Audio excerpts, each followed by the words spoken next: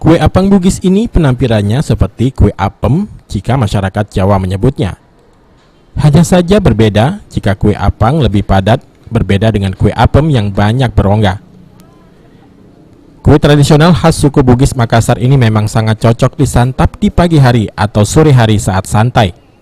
Kue ini memiliki bentuk yang beragam. Ada yang bentuknya segitiga dan kotak. Bahan membuat kue ini terdiri dari tepung beras dengan gula aren atau gula merah dan air sehingga membuat tampilan apang Bugis berwarna kecoklatan. Cara membuat kue apang Bugis ini adalah dengan dikukus. Menikmati kue apang Bugis akan terasa lebih nikmat jika ditambah dengan parutan kelapa segar.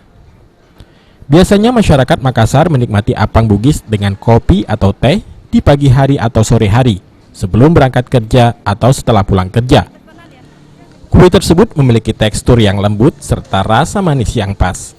Herni, penjual apang Bugis di Jalan Abu Sama Palembang ini memang keturunan asli Bugis yang sengaja datang ke Palembang.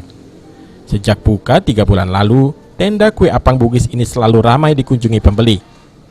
Dalam sehari 10 kg atau sekitar 2.000 apang Bugis terjual. Pembeli biasanya paling banyak di pagi hari dan sore hari. Untuk satu porsi apang Bugis dijual seharga Rp10.000.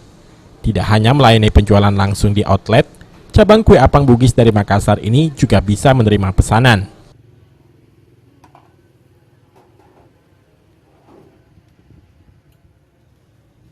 Makassar ke sini coba-coba menjual.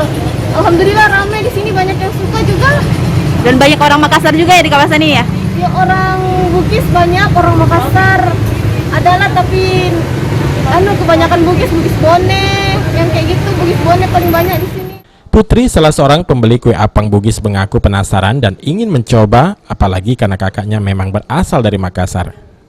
Lihat-lihat, kayaknya itu makanan khas Bugis nih. Ini mau coba-coba lah. Emang dari Bugis ya? Sebenarnya nenek yang dari Bugis, jadi mau coba. Susan Oktadia,